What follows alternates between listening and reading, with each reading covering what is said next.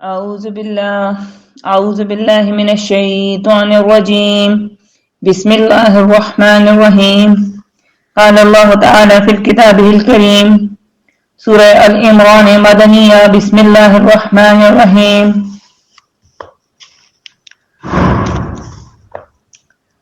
لن يضروكم إلا أذى وإن يقاتلوكم يولوكم الأدبار ثم لا ينصرون.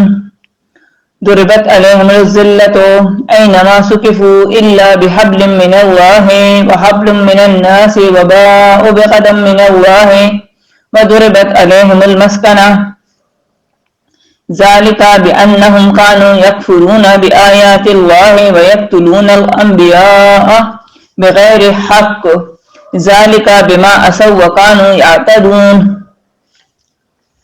ليسوا سواء من أهل الكتاب أمة قائمة يتلون آيات الله آناء الليل وهم يسجدون يؤمنون بالله واليوم الآخر ويأمرون بالمعروف وينهون عن المنكر ويسارعون في الخيرات وأولئك من الصالحين. وما يفعلوا من خير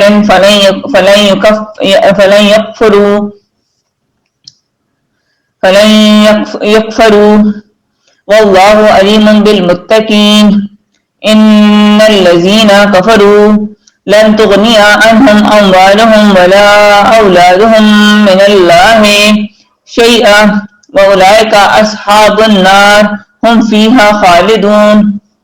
مثل ما ينفقون في هذه الحياة الدنيا كمثل ريح فيها سر أصابت حرث قوم ظلموا أنفسهم فأهلكته وما ظلمهم الله ولكن أنفسهم يظلمون. سورہ العمران. مقصد بیان ان 4 مسائل کا جو سورہ بقرہ میں گزر چکے ہیں، یہاں زیادہ تفصیل، زیادہ وضاحت کے ساتھ. سورت 3 حصوں میں تقسیم ہے. پہلا حصہ آیت نمبر 63 تک، 1 سے لے کر 63 تک 64 تک. پہلے حصے میں پہلا مسئلہ یعنی اللہ کی وحدانیت ثابت کرنا ہے، اس بات توحید، اور یہ 3 ابواب پر مشتمل ہے اور ہر باب میں 6 باتیں ہیں اور ہر باب کی پہلی بات دعوی توحید بالادلۃ الثلاثہ تھی. دوسرا حصہ آیت نمبر 64 سے 64 سے لے کر 101 تک، اس میں دوسرا مسئلہ اس بات رسالت بیان تھا. ساتھ میں 15 اعتراضات نبی پاک صلی اللہ علیہ وسلم پر تھے، اہل کتاب کے، جو اصل میں اعتراض تھے جو یہودیت کے اصول کہلاتے ہیں. ٹھیک ہے، نبی پاک صلی اللہ علیہ وسلم پر ان کے اعتراضات ہیں اہل کتاب کے، اور پھر اس کی تفصیل بیان ہوئی. اب تیسرا حصہ ہم نے شروع کیا ہوا ہے آیت نمبر 102 سے لے کر آخر تک. اس آخری حصے میں دونوں مسائل اکٹھے لائے ہیں، کبھی جہاد اور کبھی انفاق کا بیان ہے. مطلب یہ کہ آخری حصے میں بیان ہے جہاد اور انفاق کا، مگر ایک بات یاد رکھنی چاہیے کہ جہاد بغیر تنظیم کے نہیں ہو سکتا اور نہ ہی انفاق بغیر تنظیم کے ہو سکتا ہے. تو لہذا جہاد اور انفاق کے مسائل بیان کرنے سے پہلے اصول بیان کیے گئے ہیں تنظیم کے، کہ بھئی تنظیم بناؤ تو ان اصولوں پر. یہ بات بھی یاد رکھو کہ 2 قسم کے افعال ہیں مسلمانوں پر، ایک وہ جو وہ انفرادی کرتے ہیں، ایک وہ ہیں جو وہ اجتماعی کرتے ہیں. ٹھیک ہے، کچھ کام ایسے ہیں کہ جو مسلمان انفرادی طور پر کرتے ہیں. ٹھیک ہے، ان کے لیے اللہ حکم کرتا ہے کہ بھئی اقیموا الصلاۃ وآتوا الزکوٰۃ صوموا رمضان. ٹھیک ہے، کہ نماز کی پابندی کرو، جاری کرو نماز، خود پر بھی پابندی کرو، خود بھی اور اپنے اہل و عیال کو بھی. سورہ طٰہٰ آیت نمبر 132 میں آتا ہے، اور سورہ شعراء آیت نمبر 214 اللہ رب العزت فرماتے ہیں عشیرتک الاقربین، اے پیغمبر اپنے قرابت داروں کو ڈراؤ. ٹھیک ہے نا، توحید کی طرف بلاؤ. وآتوا الزکوٰۃ، اور اپنے مال کو پاک کرو، جیسے تم نے اپنی جان کو پاک کیا اب اپنے مال کو پاک کرو. صوموا رمضان، اور روزہ رکھو، اپنے نفس کو پاک کرو. ٹھیک ہے، اس لیے صرف یہ جو انفرادی اعمال ہیں ان کا صرف اللہ حکم فرماتے ہیں، اور اس کی جو ہے اور کچھ لیکن جو امر ہیں اجتماعی ان کے لیے اللہ تعالیٰ حکم بھی دیتا ہے اور تخصیص بھی فرماتا ہے. ٹھیک ہے، جو اجتماعی انفرادی اعمال ہیں اس کے لیے اللہ تعالیٰ حکم تو فرماتے ہیں لیکن تخصیص نہیں ہے، لیکن یہاں پر تخصیص بھی ہے. ٹھیک ہے، اجتماعی اعمال کے لیے دیکھیں جیسے نماز کی جو اللہ رب العزت حکم دیتے ہیں نا کہ نماز جب جمعے کی نماز پڑھی جاتی ہے تو یہ اجتماعی پڑھی جاتی ہے، تو اس کے لیے اللہ تعالیٰ حکم بھی فرماتے ہیں اور تخصیص بھی یعنی تیزی بھی دیتے ہیں. اسی طرح جہاد بھی ایک امر ہے اجتماعی، انفاق بھی ایک امر ہے، ایک حکم ہے اجتماعی، تو اس کے لیے اللہ رب العزت حکم بھی فرماتے ہیں، امر بھی کرتے ہیں اور ساتھ ساتھ تخصیص تحزیز بھی دیتے ہیں. ٹھیک ہے نا، تیزی کہ بھائی اس کام میں تیزی کرو. ٹھیک ہے، اسی طرح اس کے لیے اجتماعیت کے لیے پھر تنظیم بنانا ضروری ہے، اور تنظیم بنانے کے لیے سب سے پہلے اس کے اصول بیان کیے جاتے ہیں. ٹھیک ہے، اللہ رب العزت نے انسان کو اشرف المخلوقات بنایا ہے، افضل بنایا ہے، تو اللہ رب العزت نے اس پر کچھ احکام بھی فرض کیے ہیں. اللہ رب العزت نے انسان کو حیوانوں کی طرح نہیں چھوڑا، بلکہ انسانوں پر اللہ تعالیٰ نے احکام فرض کیے، کچھ کرنے ہیں اور کچھ نہیں کرنے. ٹھیک ہے، اسی طرح اللہ تعالیٰ نے انسان پر یہ بھی مقرر کیا کہ رشتہ داریاں، دوستیاں، آپس میں میل جول، معاشرتی زندگی وغیرہ یہ سب اس وقت تک ہو سکتا ہے جب تک آدمی منظم ہوگا، آدمی میں تنظیم ہوگی. لیکن آدمی میں تنظیم کس طریقے سے بنائی جائے گی، پھر اس کے لیے اللہ تعالیٰ نے کچھ اصول وضع کر دیے. دیکھیں تنظیم تو انگریزوں میں بھی ہے، مسلمانوں میں بھی ہے، ہندوؤں میں بھی ہے، مولویوں میں بھی ہے، جماعت اسلامی کی بھی تنظیم ہے، نیشنل پارٹی کی بھی ہے، پیپلز پارٹی کی بھی ہے. کوئی روٹی کپڑا اور مکان کا نعرہ لگاتا ہے، کوئی مدینہ کی ریاست کا نعرہ لگاتا ہے. لیکن پھر بھی بحالی کیوں نہیں آتی؟ کیونکہ کسی کا بھی اصول، کسی کا بھی اصل قرآن کریم جیسا نہیں. جو اصول قرآن کریم میں اللہ تعالیٰ نے واضح کیے ہیں، جب تک کہ وہ اصول اپنی تنظیم میں نہیں لاؤ گے تو نہ ملک ترقی کر سکتا ہے، نہ تم خود ترقی کر سکتے ہو، اور نہ ہی خوشحالی اور مدینہ کی ریاست تب تک نہیں بن سکتی. خوشحالی اور مدینہ کی ریاست بنانے کے لیے ضروری ہے کہ آپ جو تنظیم کے اصول بنائیں، آپ کی تنظیم کا جو نعرہ ہو، جو ایجنڈا ہو، وہ قرآن کے مطابق ہو، نہ کہ قرآن کے سے ٹکرانے والا. آج ان تمام تنظیموں کے آپ اصل دیکھیں نا، ان سے بولیں آپ ذرا اپنا ایجنڈا دے دیں، اپنے اصول دے دیں، اپنا لائحہ عمل آپ لوگوں نے کیا بنایا، آپ کا کوئی قاعدہ، کوئی قانون ہوگا جس کے اوپر کچھ رولز اینڈ ریگولیشن آپ نے بنائے ہوں گے کہ جس کے مطابق آپ نے تنظیم بنائی ہوگی، تنظیم کے رکن سلیکٹ کیے ہوں گے، پھر تنظیم جو کام کرے گی اس کا ذکر ہوگا. کچھ تو بتاؤ. تو اگر آپ اس کو دیکھیں اس میں کوئی بات بھی قرآن کے مطابق نہیں ہے. تو اللہ رب العزت نے یہاں قرآن کریم میں 5 اصول بیان کیے. پہلے تو تنظیم کے کہ جب تنظیم بناؤ تو اس کے لیے ان 5 اصول کا خیال رکھو.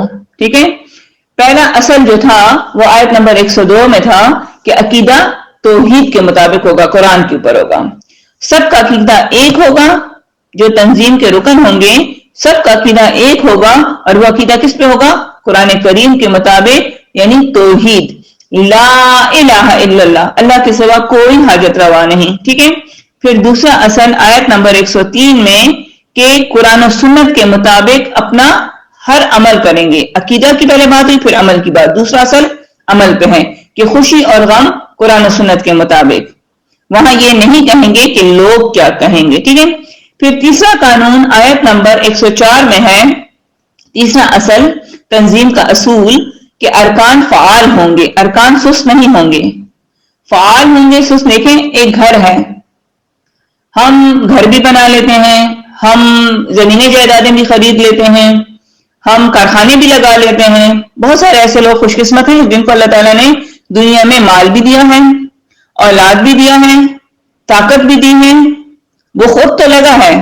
لیکن اگر اس نے ایک کارخانہ بنایا ہے مگر کارخانے میں جو اس کے کارکن ہیں، لیبرز ہیں، جو اس کے ورکرز ہیں، اگر وہ سست ہیں تو کارخانہ ٹھپ ہو جاتا ہے نا، جتنا سرمایہ لگایا وہ ڈوب گیا. اسی طرح ماں ہے یا باپ ہے، وہ ایک گھر کی بنیاد رکھتے ہیں. ٹھیک ہے، میاں بیوی ہیں، اگر وہ دونوں فعال ہیں، ٹھیک ہے، تو وہ گھر چلے گا، ٹھیک ہے، وہ رشتے ناتے چلیں گے، چاہے ماں باپ سے ہو، سسرال سے رشتہ ہو، میکے سے رشتہ ہو، ٹھیک ہے، میاں بیوی کا آپس کا رشتہ ہو، اولاد کے ساتھ رشتہ ہو، اگر تو وہ اس میں سستی، یار کل کر لیں گے، کل ہو جائے گا، اسی طرح اولاد ہے، اگر وہ اپنے کام کل پر ڈالتی ہے تو ان ماں باپ کی ساری محنت زیرو. اب بچہ ہے نا، اس کو ڈالا ہے اسکول تو اس کا فعال، یہ بھی تنظیم کا رکن ہے نا، ایک گھر ایک تنظیم ہے. اگر وہ پڑھے گا لکھے گا ٹائم پر تو ٹھیک، لیکن سستی کرے گا کل کر لوں گا تو فیل. ماں باپ کی تنظیم تو گئی تباہ، ماں باپ کی محنت تو گئی تباہ. اسی طرح ایک شخص ہے، وہ گھر بنا لیتا ہے، وہ گاڑیاں خرید لیتا ہے، لیکن اس کے بچے، اس کی بیوی ناکارہ اڑانے والی نکل آتی ہے تو وہ کہاں جاتا ہے؟ ہاں، کل کے اوپر جب چھوڑتا ہے تو وہ ساری چیزیں بیکار. گھر بنانے آسان ہیں، لوگ کہتے ہیں بڑا مشکل ہے گھر بنانا، لوگ کہتے ہیں کمانا بہت مشکل ہے. نہیں، میں کہتی ہوں کمانا بھی آسان ہے. کچھ خوش قسمت ایسے ہوتے ہیں کہ جن کو تیار پہ نوالے مل جاتے ہیں، خاص طور پہ پاکستان میں ہم لوگوں کی جو پاکستانی عورتیں ہیں ان کو تو تیار پہ ملتا ہے، گھر پہ مرد لے آتے ہیں، لیکن اس کو سنبھالنا، اس کو استعمال کرنا مشکل کام ہے، ٹھیک ہے نا، اس کا صحیح استعمال.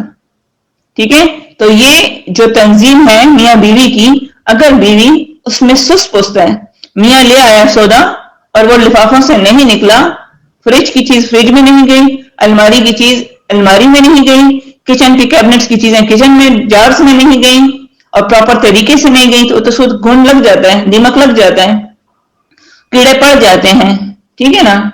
اسی طرح کپڑا لتا جو کچھ بھی ہے اس کو استعمال نہ کیا تو بھی وہ محنت اس کی گئی. لانا تو آسان تھا، اس کا استعمال بھی تو ضروری تھا. اسی طرح پھر بچے ہیں، اگر ان کی تربیت نہیں ہوئی سلام دعا پر، کسی کی نماز قرآن پر، تو شوہر کا تو وہ سارے صبح سے گیا اور شام تک جو مزدوری کی وہ تو زیرو ہو گئی. تو یہ ساری گھر کی مثال اس لیے دے رہی ہوں کہ یہ بات ہر کامن مین کو، ہر پڑھے لکھے ان پڑھ کو سمجھ آئے گی. ٹھیک ہے نا. بچہ ہے آپ کا، آپ نے تو اس کو گاڑیاں لے دی، آپ نے تو اس کو بنگلے بنا دیے، لیکن اگر اس کو سنبھال نہ سکا، وہ سست ہوا کہ بس ہے نا، آ رہا ہے نا، اور خود وہ ہاتھ پاؤں نہیں ہلاتا، تو پھر وہ ساری چیزیں زنگ نہیں کھا جاتی، وہ ساری چیزیں مٹی مٹی کے ساتھ مٹی نہیں ہو جاتی. ٹھیک ہے، تو یہ جو ہے اسی لیے ارکان فعال ہوں گے اور بہادر ہوں گے، چست ہوں گے. ٹھیک ہے نا، کام کرنے سے گھبرائیں گے نہیں، محنت کرنے سے گھبرائیں گے نہیں. یہ نہیں کہ بس پھس چارپائیاں پکڑ لیں، صبح ہو دوپہر ہو شام ہو کمر کی ہڈیاں ٹوٹی ہوئی، جو آج کل کا حال ہے. ٹھیک ہے نا. اور صرف پہلے آیا T V black and white, پھر رنگین، لوگوں کے مزاج بھی ویسے رنگین، پھر آیا ڈش جس طرح گھومتی تھی نا، چینلز پکڑتی تھی، اس طرح لوگوں نے گھومنا شروع کر دیا. پھر آ گیا کیبل، جیسے ریموٹ کے ساتھ چینل بدلنے شروع ہو گئے ویسے رشتے بدلنا شروع ہو گئے، سب مطلب کا ہو گیا. ٹھیک ہے، پھر اس کے بعد آ گیا انٹرنیٹ. اب پام کے اوپر، فنگر ٹچ کے اوپر دنیا کو گھماؤ لیکن اٹھ کے ہلو مت. سست ابن سست بنا دیا. ٹھیک ہے، اور صرف انہی چیزوں کو دیکھ کر خوش ہو، اور بس منہ کے ذائقے اور نظر کے ذائقے اور زبان کے ذائقے بدلو، لیکن ہاتھ پاؤں نہ ہلاؤ. تو تنظیم کو اگر چلانا ہے، اٹھو، نہ گرمی دیکھو نہ سردی دیکھو، نہ بھوک دیکھو نہ پیاس دیکھو. میدان جہاد میں آپ کو فوجی کو ٹریننگ دی جاتی ہے نا، سپہ سالار کو ٹریننگ دی جاتی ہے نا، بادشاہ کا بیٹا کیوں نہ، بادشاہ کیوں نہ ہو، اگر آپ تاریخ سے کوئی بھی واقف ہو تو سب سے زیادہ لوگوں کو تو لگتا ہے بادشاہ میرے کو تخت مل گیا ہے، محلات ہیں، ہیرے جواہرات ہیں، لیکن سب سے جو سخت زندگی ہے وہ امیر آدمی کی ہر دور میں ہوتی ہے.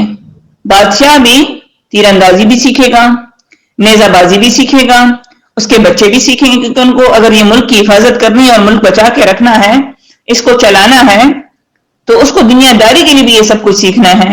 وہ ہیرے جواہرات جن کی اس کو عادت پڑی ہوئی ہے، وہ انواع اسکام کے جو کھانے کی عادت پڑی ہوئی ہے، سونے اور چاندی کی تشتریوں میں جو بادشاہ اور ملکہ کھاتی تھی، تو اس سونے اور چاندی کی قیمت دینی پڑتی ہے.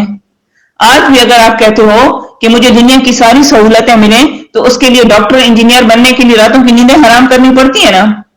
پھر جب محنت کر لیتے ہیں تو پھر کمانا آسان ہے, پھر عیش ہی عیش ہے. لیکن اس کے لیے اور پھر اس کو مینٹین رکھنے کے لیے بھی محنت کرنی, یہ نہیں کہ پھر عیش ختم, وہ عیش جو ہے بس عیش اور عیش و عشرت شروع ہو جائے گا اور وہ آرام مل جائے گا. چارپائی ڈاکٹر کو بھی نصیب نہیں ہوتی اگر وہ حقیقتاً ڈاکٹر ہے, ٹھیک ہے نا. اگر حقیقتاً کوئی انجینئر ہے, حقیقتاً کوئی وکیل ہے, حقیقتاً کوئی اسکالر ہے. اسکالر تو ریٹائر ہو کر بھی فارغ نہیں ہوتا, ہر وقت وہ اپنی کاغذ قلم کو لے کر, چاہے وہ شاعر ہو, چاہے وہ رائٹر ہو, مصنف ہو, ٹھیک ہے نا. اگر آپ دیکھیں کام کرنے والا کبھی فارغ نہیں ہوتا, ٹھیک ہے نا. لیکن بیکار آدمی ہمیشہ ہی فارغ البال ہوتا ہے, ٹھیک ہے. اللہ رب العزت نے جو زندگی انسان کو دی ہے اس کے ساتھ ذمہ داریاں دی ہیں, اور ان ذمہ داریوں کو نبھانے کے لیے قانون اور قاعدے دی ہیں. اور یہ قرآن کریم ایسی عظیم الشان کتاب ہے, اس میں خالی مجاہد اور سپہ سالار نہیں بنائے جاتے, اس میں صرف دین کے خادم نہیں بنائے جاتے بلکہ دین اور دنیا, کیونکہ ہمارے مذہب میں رہبانیت نہیں ہے. سمجھ آ گئے؟ تو یہ دیکھیں, یہ جو اصل ہے اگر اس کو کہیں پر بھی امپلائی کریں نا, آپ کارخانے دار پہ کریں, آپ کسی سائنٹسٹ پہ کریں, آپ کسی ایک اسٹوڈنٹ پہ کریں, میں نے آپ سے کہا ایک عام گھر کی مثال دی, تو اس کی تنظیم بھی بغیر ان اصولوں کے نہیں چل سکتی. سمجھ آ گئی؟ تو اگر آپ میں, اور اللہ رب العزت فرماتے ہیں کہ ارکان فعال ہوں گے, سست نہیں ہوں گے, بہادر ہوں گے, اور ہمیشہ آپ کے درمیان ایک گروہ ایسا ہوگا جو لوگوں کو قرآن و سنت کی دعوت دے گا اور سب کے عقیدے ٹھیک کرے گا, اپنا عقیدہ بھی ٹھیک اور پھر لوگوں کے عقیدے کی بھی فکر, ٹھیک ہے. اب اس کے بعد چوتھا اصل 115 میں اپنا مال لگائے گا, اشارہ افعال عامہ کا ہے کہ ہمیشہ مال لگائے گا, انفاق کرے گا, ٹھیک ہے نا. پیسے کو گرے لگا کے نہیں رکھے گا کہ میرے برے وقت کو کام آئے گا, ٹھیک ہے نا. اور اسی طرح پانچواں اصل آیت نمبر 118 میں ہے کہ غیر رازدار کے ساتھ ساز باز نہیں رکھو گے, یعنی عقیدہ ٹھیک لیکن قرآن و سنت کا قانون نہیں مانتا. اگر قانون مانتا ہے تو افعال نہیں ہے, اگر افعال ہے اور مال نہیں لگاتا تو اس کو راز کی بات نہیں بتاؤ گے. سمجھ گئے؟ اب اللہ رب آج کے جو ہمارا سبق ہے آیت نمبر 111 میں آ جاتے ہیں اپنے سبق کی طرف. دیکھیں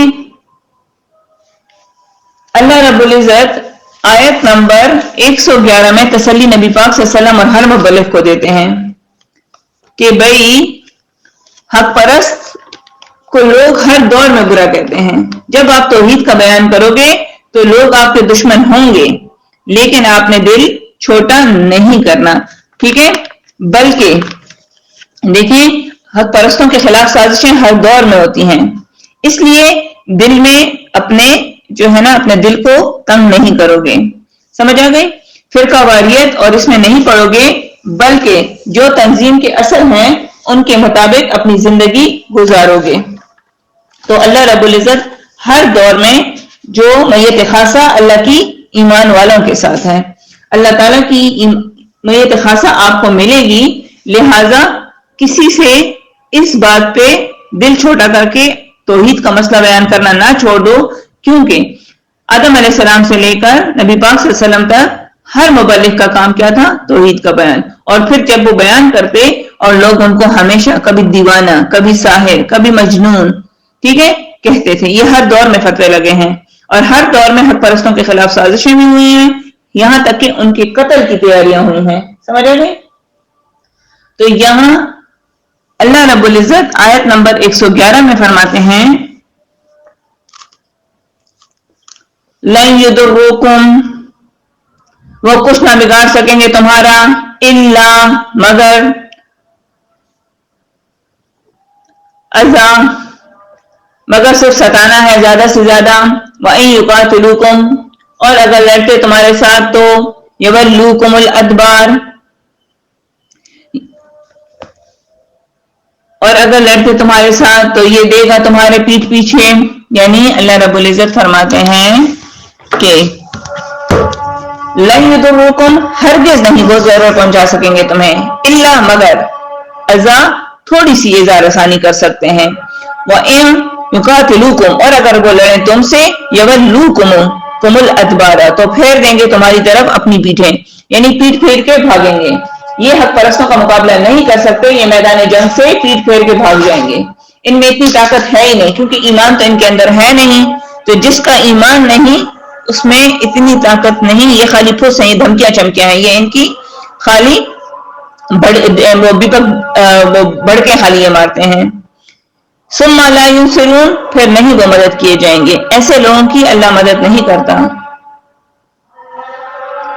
جو خلاف کرتے ہیں اللہ رب العزت ان کی مدد نہیں کرتے، بلکہ اللہ کی معیت خاصہ ان لوگوں کی ہے، ان کے ساتھ ہے کہ جو حق پر ہیں، جو دین کے لیے اپنا دن رات ایک کرتے ہیں۔ دیکھیں حق پرستوں میں سے کچھ لوگ، بعض ملا اچھے ہیں، امر بالمعروف نہیں انل منکر کرتے ہیں، اکثر ملا نہیں کرتے، کچھ ایسے ہیں کہ جو توحید کا بیان کرتے ہیں۔ اللہ رب العزت فرماتے ہیں تم ان اکثریت ملا سے لڑو گے نہیں، یہ کچھ نہیں بگاڑ سکتے، صرف یہ برا بلا کہیں گے۔ آج جب آپ توحید کا بیان کرتے ہیں نا تو سب سے پہلے کون کھڑا ہوتا ہے؟ ملا، کیونکہ ملا آپ کے خلاف کھڑا ہوگا، کیونکہ اس کی دکان بند ہو جاتی ہے۔ وہ جو نکاح پر پیسے لیتا ہے، جو توحید کے نام پر پیسے لیتا ہے، جو اللہ کے دین کے نام پر پیسے لیتا ہے، تو اس کی دکان بند ہوتی ہے۔ سمجھ آ گئی؟ یہ حق پرستوں کے سے زیادہ یہ حق پرستوں کا کچھ نہیں بگاڑ سکتے، یہ زیادہ سے زیادہ ان کو برا بلا کہیں گے، مگر جب وہ سامنے آتے ہیں تو یہ پیٹ کر لیتے ہیں، ٹھیک ہے نا؟ یہ ہر دور میں یہ ہوا ہے، اور اس سے اپنے آپ کو غمجن کرنے کی ضرورت نہیں۔ یہ بدعتی دین فروش اول تو لڑ نہیں سکتے، اگر آ گئے سامنے تو فوراً پشت کر لیں گے، یہ ٹھس کر لیں گے، یہ وہ ایسا کارتوس ہے جو ٹھس ہے، جو نہیں چلتا، ٹھیک ہے نا؟ کارتوس جب ایکسپائر ہو جاتا ہے نا، اسلحہ اگر کسی نے اپنے گھر میں رکھا ہو، کوئی گن چلاتا ہو، تو اس کو پتا ہے کہ اس کی بھی ایک مدت استعمال ہوتی ہے نا، اس کے بعد یہ ایسا کارتوس ہوتا ہے، یہ ایسا اسلحہ ہوتا ہے، ایسی گولیاں ہوتی ہیں کہ جو وار نہیں کرتی بلکہ ٹھس ہوتی ہیں، ٹھیک ہے نا؟ تو یہ وہ ایکسپائر گولیاں ہیں۔ یہاں قرآن ان کو پیٹ کرنے والا کہتا ہے۔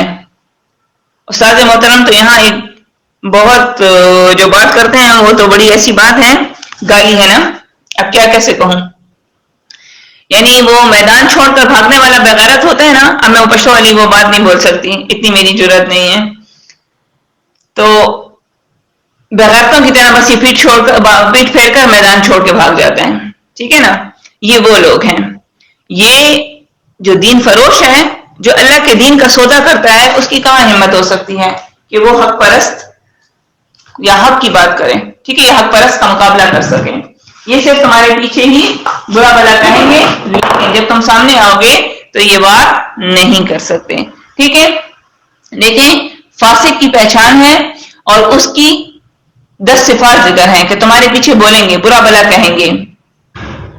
دیکھیں شاہ منصور والے شیخ القرآن کا جو ہے نا، جب شاہ منصور میں شیخ القرآن توحید کا بیان کرتے تھے تو یہ رد شرک جو ہے وہاں نہیں تھا، توحید کا بیان تھا، وہاں کے ملا رد شرک نہیں کرتے تھے۔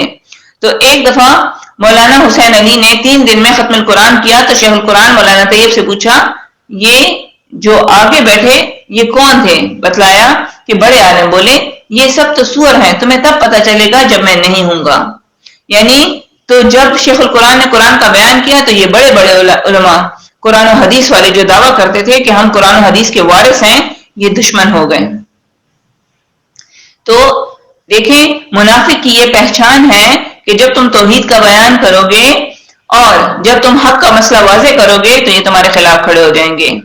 منافق کی یہ پہچان ہے کہ یہ میدان میں سامنے نہیں آتا۔ فرعون بھی خود کو نا دین پر کہتا تھا اور خود کو حق پرست کہتا تھا، اور حق پرستوں کو کہتا تھا کہ یہ دین کو بگاڑ رہے ہیں، موسیٰ علیہ السلام کو، ٹھیک ہے؟ سورہ مومن آیت نمبر 25-26 ذرا آپ نکالیں، سورہ مومن پارہ 24 ہے، 25-26 آیات میں آتا ہے کہ فرعون بھی یہ دعوے دار تھا کہ بھئی میں حق پر ہوں، ٹھیک ہے؟ میں حق پر ہوں، اور یہ جو حق کا بیان کرتے تھے ان کے خلاف کہتے تھے کہ یہ جو ہے نا فساد پھیلاتے ہیں، یہ فسادی ہیں۔ ذرا آیت نمبر 25-26 اللہ رب العزت فرماتے ہیں فَلَمَّا جَاءَهُم بِالْحَقِّ، چنانچہ جب وہ آیا ان کے پاس حق لے کر، مِنْ عِنْدِنَا، ہماری طرف سے، قالوا، تو انہوں نے کہا، یعنی جب موسیٰ علیہ السلام ان کے پاس توحید کا بیان لے کر آیا تو یہ فرعونی کہنے لگے، قالوا اقتلوا، تو انہوں نے کہا تم قتل کرو ابناء الذین، ان لوگوں کے بیٹوں کو جو آمنوا ایمان لائے. فرعون نے فوراً اپنی ساتھیوں کو حکم دیا کہ یہ ایمان لانے والوں کا جو معاہو موسیٰ علیہ السلام کے ساتھ ہیں ان کے بیٹوں کو قتل کر دو. وَأَسْتَحْيُوا نِسَاءَهُمْ، اور زندہ رکھو ان کی عورتوں ان کی بیٹیوں کو. وَمَا كَيْدُ الْكَافِرِينَ، اور نہیں تھی کافروں کی چال. إِلَّا مگر فی دلال، ناکام ہی. وقال فرعون، اور کہا فرعون نے ذرونی، مجھے چھوڑو، اقتل، تاکہ میں قتل کر دوں موسیٰ کو، وَلْيَدْعُ رَبُّهُ، اور چاہیے کہ وہ پکارے اپنے رب کو. یہ جیسے نہیں تجھے بھائی کس نے پکڑا تھا، یہ فرعون اس طرح جیسے ایک بندہ ہوتا ہے نا جو کوئی سے میدان میں آگے ہوتا ہے، تم مجھے چھوڑو میں اسے مارتا ہوں، یہ وہ والی بات ہے. بھائی تمہیں کس نے ہاتھ تمہارے باندھ، تم تو خود اپنے آپ تم بادشاہ ہو، تم یہ سب تمہاری رعایا ہیں، تو تمہیں کس نے پکڑا ہوا ہے؟ جو موسیٰ علیہ السلام کی پرواہ کر سکتے تو کر کے دکھا دو. لیکن یہ ویسی دھمکیاں دے رہا تھا یہ فرعون. ظاہر ہے میں نے آپ سے کہا نا بزدل دین فروش یہ کبھی بھی مقابلہ حق کا نہیں کر سکتا، یہ صرف پیچھے بکواس کر سکتا ہے، اس کی اتنی ہمت ہی نہیں ہے. ٹھیک ہے، فرعون وقت کا جلاد، وقت کا ظالم، اس سے بڑا ظالم کوئی نہیں ہوگا. لیکن یہ بھی کیا، موسیٰ علیہ السلام کو دھمکیاں صرف دے رہا تھا اور لوگوں کو کہتا تھا، اپنے ساتھیوں کو کہنے لگا. اور کہا فرعون نے، وقال فرعون ذرونی اقتل، اور فرعون نے کہا مجھے چھوڑو تاکہ میں قتل کروں موسیٰ کو. موسیٰ وَلْيَدْعُ رَبُّهُ، اور چاہیے کہ وہ پکارے اپنے رب کو. بے شک وہ اپنے رب کو پکار لے، دیکھے مجھ سے اپنی جان چھڑا لے. یہ لوگ ہوتے ہیں نا ایسے، کر کچھ نہیں سکتے لیکن بڑی بڑی ڈوزیں مارتے ہیں. انی اخاف، بلا شبہ میں ڈرتا ہوں، ان یبدل، اس بات سے کہ وہ بدل دے گا، دینکم، تمہارے دین کو، او یظہر، اور یہ کہ وہ پھیلائے گا، فی الارض الفساد، زمین میں فساد. اب دیکھیں حق پرست کو کہہ رہے یہ دین کا، یہ تمہارا دین بدل دے گا اور یہ زمین میں فساد پھیلائے گا، جبکہ خود اللہ اور اس کے رسول کے خلاف کرتے ہیں تو یہ فساد نہیں مچاتے آج بھی. لیکن جب توحید کا بیان کرو تو یہ کہتے ہیں کہ یہ شرعی فسادی ہیں، یہ دین، یہ فساد مچا رہے ہیں. دیکھیں اللہ رب العزت فرماتے ہیں کہ یہ روز محشر تنہا ہوگا، اللہ ان کی مدد نہیں کرے گا اور ان کے سر پر قرآن کریم شکایت کرے گا روز محشر. یہ اللہ کو سفارش کرے گا، حتیٰ کہ دیکھیں قرآن کریم اللہ رب العزت کے حق کے دربار میں روز محشر یا تو حق میں دلیل بن جائے گا اور یا خلاف. یا تو جو قرآن والے ہوں گے یہ ان کے سر پر اللہ رب العزت سے سفارش کرے گا، اور یا یہ اللہ رب العزت سے ان لوگوں کی شکایت کرے گا. دیکھیں جو قرآن کو چھوڑ دیتے ہیں نا، تو روز محشر نبی پاک صلی اللہ علیہ وسلم کی شکایت بھی ہے کہ نبی پاک صلی اللہ علیہ وسلم روز محشر کہیں گے، سورہ فرقان پارہ 19 آیت نمبر 30 میں ہے کہ نبی پاک صلی اللہ علیہ وسلم کہیں گے کہ انہوں نے میرے بعد اس قرآن کو مہجورا، پس پشت ڈال دیا. اے اللہ، میری قوم نے میرے بعد اس قرآن کریم کو مہجورا، پس پشت ڈال دیا. پس پشت کیسے ڈالنا ہے؟ قرآن گھر میں پڑا ہوا ہے لیکن ٹائم نہیں ہے، کسی نے اس کو تلاوت کی کتاب بنا لی، کسی نے ختموں کی کتاب بنا لی، کسی نے وظیفوں کی کتاب بنا لی، ٹھیک ہے، کسی نے اس کو اپنے لیے دم درود کی کتاب بنا لی. لیکن اصل مقصد جو اس کو سمجھنا تھا وہ سمجھنے کے لیے وقت ہی نہیں ہے. دیکھیں قرآن کو سمجھا ہوتا تو یہ ظالم ہمارے اوپر آج حکمرانی نہ کرتے. دیکھیں جب آپ خود اپنے ساتھ انصاف نہیں کرتے نا، میں نے آپ سے ایک مثال دے دی کہ بھائی گھر بھی بن گیا، بنگلے بن گئے، گاڑیاں آ گئیں، بینک بیلنس ہے، آپ کے پاس کارخانے لگ گئے، لیکن آپ کے ورکر لائل نہیں ہیں، وہ سست ہیں. آپ کے گھر کے جن کی وہ چیز ہے، دعویٰ تو ہر بندہ کرتا ہے یہ گھر میرا ہے، یہ گاڑی میری ہے، یہ فیکٹری میری ہے، ٹھیک ہے، لیکن اگر اسی گھر میں جھاڑو لگانا پڑ جائے تو گھر والوں کو موت پڑ جاتی ہے، اس کے لیے نوکر ڈھونڈتے پھرتے ہیں. اسی گھر کے لیے، اسی گاڑی کے لیے اس کے اوپر کپڑا مارنا پڑ جائے تو اس کے لیے نوکر. یہ پاکستان کا حال ہے نا، اسی لیے ہم تباہ ہیں. کارخانے ہیں لیکن کارخانوں کو چلانے کے لیے ان کو نوکر چاہیے، ان کو ملازم چاہیے. آپ دنیا میں کہیں پر بھی چلے جائیں وہاں ملازم نہیں ہوتا، آپ کے ساتھ سبارڈینیٹ ہوتے ہیں، آپ کے کو ورکر ہوتے ہیں، آپ کے وہ ساتھی کہلاتے ہیں، ان کو وہ نوکر نہیں کہتا. ٹھیک ہے نا. تو یہاں کانسیپٹ ہی خالی بادشاہ اور نوکر کا ہے، مالک اور نوکر کا. تو جہاں مالک اور نوکر ہو وہاں نہ ملک ترقی کرتا ہے، نہ چیزوں میں خیر ہے، نہ برکت ہے. ٹھیک ہے نا. اپنا کام کرنے سے کوئی نوکر نہیں ہوتا. آپ پوری دنیا میں گھومیں، ہر ملک کا، پاکستان مسلمان ملکوں کو چھوڑ دیں اور کافر ملکوں کو جن کو یہ کافر ہے اور کفر کا فتویٰ مولوی بھی اپنے ممبر پہ کھڑا ہوگا تو سب سے زیادہ بدوائیں ان کو دینا شروع کر دے گا. لیکن یہ نہیں دیکھتے کہ دیکھو وہ تو اپنے ملک کا میں ایک طرح سے بادشاہ ہے، لیکن وہ سائیکل پہ جاتا ہے، وہ پیدل جاتا ہے، اپنے ملک کے کوئی بھی ریسورسز وہ فالتو فضول نہیں خرچ کرتا، ایک پیسہ بے ایمانی نہیں کرتا. اسی لیے ان کا ملک ترقی کرتا ہے. ٹھیک ہے نا. بری بات تو لوگوں سے لیتے ہیں، چاہے شراب ہے، کیسینو. ابھی آپ نے اسلام آباد میں دیکھا، لاہور میں، بلکہ لاہور میں اور اسلام آباد میں بنا دیے گئے ہیں. جیسے کوئٹہ کیفے کے نام سے ایک چیز شروع کی تھی، اب بیئر کیفے کے نام سے، بیئر بارز کے نام سے شروع کر دیے. حلال بیئر بار کے نام سے. جس چیز کا ہے نا حدیث ہے کہ آخری وقت میں جو ہے جو برائی ہوگی اس کو اچھائی کر کے شو کیا جائے گا، حرام کو حلال بنا دیا جائے گا. حرام آج لوگوں کے دل سے وہ کراہت نکالی جا رہی ہے. دیکھیں موسیٰ علیہ السلام کی قوم نے جب بچڑے کی پوجا کی تھی تو اللہ رب العزت نے ان کے دل سے اس کی کراہت، اس کی وہ جو الوہیت کا درجہ دیا تھا، جو ان کے دل میں اس کی تعظیم تھی، اللہ رب العزت نے اس کو ختم کرنے کے لیے ان کو حکم دیا کہ بچڑے کو ذبح کرو. کیونکہ یہ تو بچڑے کو خدائی کا درجہ دیتے کہ اگر ہم نے بچڑے کو ہاتھ لگایا، ہم نے اس کو ذبح کیا تو ہم پر برائی پیش آ جائے گی، ہمارے ساتھ کچھ برا ہو جائے گا، ہم تباہ و برباد ہو جائیں گے. ہمارا رب کا حکم ہے شراب حرام ہے، ٹھیک ہے، زنا حرام ہے، سود حرام ہے. انہوں نے سود کو نام دے دیا پروفٹ کا، زنا کو نام دے دیا ہے عورت کی آزادی، حقوق نسواں. ٹھیک ہے. اب انہوں نے کیا کیا، شراب جو حرام ہے تو اب انہوں نے لاہور اور اسلام آباد جیسی جگہوں میں حلال بیئر شاپ کے نام سے دکانیں کھول دی ہیں، اور بالکل اسی طرح کے بار اور کیسینو بنا کر اسی طرح کے وہ جو شراب کے گلاس ہیں وہ، کیونکہ ان کے دلوں میں سے وہ جو کراہت ہے، جو اس کی کراہت ہے وہ ختم کر کے اس کو تعظیم لا دیں، اس کی اٹریکشن لا دیں. جیسے ماڈرنزم کے نام پر پردہ شریعت کا جو قانون، اس کو کیسے ختم کیا انہوں نے لوگوں کو ماڈرن کرنے کے لیے. اسلام میں عورت کا بال نظر نہ آئے نہ محرم کو، لیکن ہیئر سٹائلنگ کے نام پر ہر ایک چیز کو خوشنما کر کے وہ جو اس کی برائی ہے، اس کی جو کراہت ہے، اس کو ختم کر کے اس کو خوشنما کر دیا. اب آج آ گیا ہے،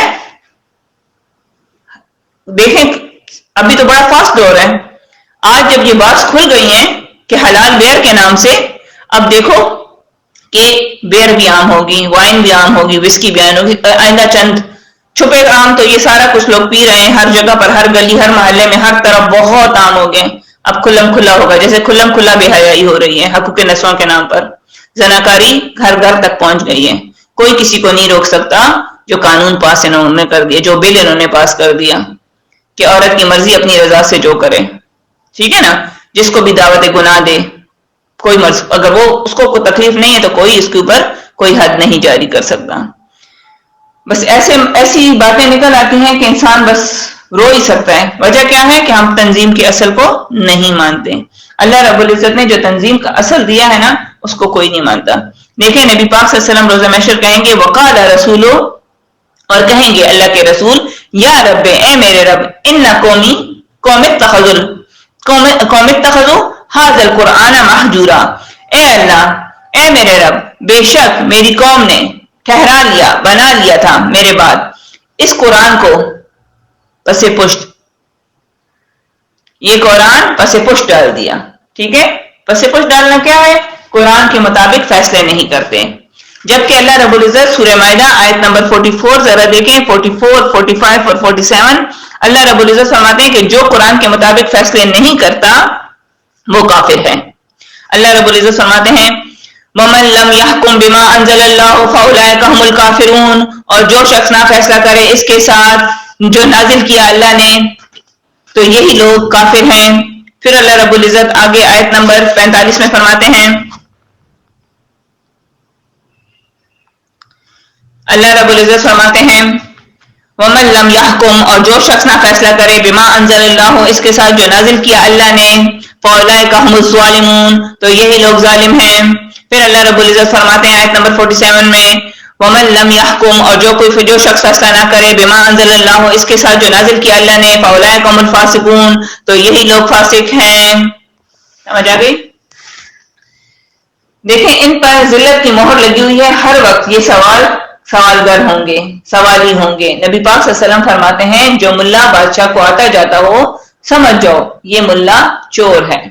نبی پاک صلی اللہ علیہ وسلم نے فرمایا جو شخص اللہ کی کتاب کے بعد بھی کہتے ہیں کہ میں غریب ہوں تو اللہ اس کے ماتھے پر فقر لکھ دیتا ہے۔ دیکھیں یہ بڑی عظیم دولت ہے، اگر کسی کو قرآن سے عشق ہو جائے نا اور قرآن کے اصل پہ سمجھ جائے، مقصد پہ سمجھ جائے، تو وہ کبھی خود کو غریب کہے گا ہی نہیں۔ دیکھیں آپ کے پاس کوئی بھی چیز ہمیشہ کے لیے نہیں رہتی، جن ماں باپ نے پیدا کیا وہ جب نہیں رہتے، وہ بہن بھائی جو ایک ماں کی پیٹ سے آپ پیدا ہوتے ہو، وہ ماں باپ وہ بہن بھائی ہمیشہ نہیں رہتے۔ وہ شخص جو آپ کا شوہر ہے اور جو ایک آپ کی حیا ہے، جو ایک دوسرے کا لباس ہے، وہ آپ کے ساتھ زندگی بھر نہیں رہ سکتا۔ آپ کے بچے جو آپ کے تن سے پیدا ہیں وہ آپ کے ساتھ نہیں رہ سکتے۔ تو ہر چیز بس دنیا کیا ہے؟ متاع الغرور، متاع الحیات الدنیا، یہ دنیا کی زندگی صرف متاع ہے، چکھنے کی چیز ہے۔ سمجھ آ گئی؟ لیکن اگر اس میں دل لگا دیا اور اس کے پیچھے روئے تو تم سے بڑا فقیر کوئی نہیں۔ اللہ رب العزت نے ہمیشہ رہنے والی جو دنیا میں بھی آپ کی ساتھی ہوگی، قبر میں بھی آپ کی ساتھی ہوگی اور میدان حشر میں بھی، قرآن آپ کو دیا تو عقیدہ اپنا قرآن پر ٹھیک کریں، عمل نبی پاک صلی اللہ علیہ وسلم کی سنت کے طریقے پر ٹھیک کریں۔ جیسے سورہ بقرہ آیت نمبر 137 میں اللہ رب العزت فرماتے ہیں کہ بھئی میرے صحابہ کی ایسا ایمان لاؤ کہ میرے جیسے صحابہ کرام لے کر آئے۔ ایمان کا معیار کس کو رکھا؟ آیت نمبر 137 اللہ رب العزت نے صحابہ کے ایمان کو ہمارے لیے معیار رکھا۔ ذرا سورہ بقرہ آیت نمبر 137 آپ دیکھیں، اللہ رب العزت فرماتے ہیں فَآمَنُوا بِمِثْلِ مَا آمَنْتُمْ، پھر اگر وہ ایمان لائے اس چیز کے ساتھ، پھر اگر وہ ایمان لائے جیسے کہ ایمان لائے صحابہ کرام بھی جس کے ساتھ فقد اہتدوا تو یقیناً وہ ہدایت یافتہ ہو گئے، وَإِن تَوَلُّوا اور اگر وہ اعراض کرے، وہ منہ موڑے، فَإِنَّمَا هُمْ تو پس وہی ہے فی شقاق مخالفت میں، فَسَيَكْفِيكَهُمُ اللَّهُ سو ضرور کفایت کرے گا آپ کو ان سے، سو ضرور اللہ کافی ہو جائے گا تمہارے لیے، وَهُوَ السَّمِيعُ الْعَلِيمُ اور وہی ہے خوب سننے والا، خوب جاننے والا۔ دیکھیں اس آیات پر آج بھی عثمان رضی اللہ عنہ کا خون پڑا ہے۔ عثمان رضی اللہ عنہ کو خوارج نے قید کیا ہوا تھا، محاصرہ تھا، وہ روزے کی حالت میں تھے، تو عثمان رضی اللہ تعالیٰ نے خواب میں حضرت پاک صلی اللہ علیہ وسلم کو دیکھا۔ انہوں نے پوچھا اے عثمان روزہ ہے؟ بولے جی۔ فرمایا میرے ساتھ روزہ محشر حوض کوثر پر کھولو گے۔ اور جب آنکھ کھلی تو بیوی سے کہا کہ پانی لاؤ، نہائے اور قرآن کی تلاوت شروع کی، اور جب اس آیت پر آئے تو خوارج نے حملہ کر دیا۔ سمجھ آ گئی؟ اللہ رب العزت نے ان نہ ماننے والوں کے دلوں پر مخرج جباریت لگائی ہوئی ہے، ان کو ہدایت نہیں ملتی، یہ ہمیشہ ذلیل و خوار بنیں گے۔ دیکھیں حدیث میں ہے نبی پاک صلی اللہ علیہ وسلم نے فرمایا چھوڑتا ہوں میں تمہارے درمیان دو چیزیں، جو اس کو مضبوطی سے تھام لے وہ کبھی گمراہ نہیں ہوگا، کتاب اللہ اور سنت رسول اللہ۔ دیکھیں علیکم بسنتی و سنت خلفاء الراشدین، نبی پاک صلی اللہ علیہ وسلم نے فرمایا میری اور میرے صحابہ کی سنت کو مضبوطی سے پکڑ لو۔ ہدایت کا راستہ کیا ہے؟ نبی پاک صلی اللہ علیہ وسلم کی سنت پر عمل کرنا۔ دیکھیں ملا نے دین کا نام بدنام کیا ہے، آج اس ملا کی وجہ سے لوگ اپنے بچوں کو عالم نہیں کہتے، ٹھیک ہے؟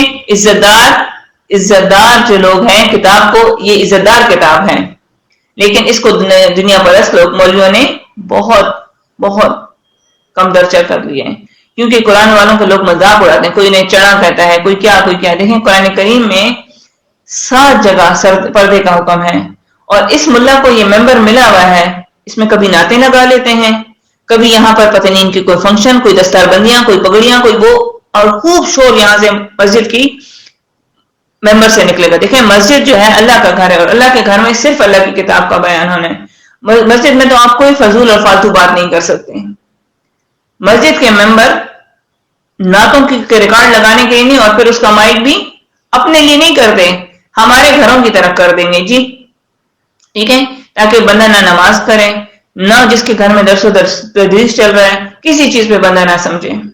سمجھ آ گئی؟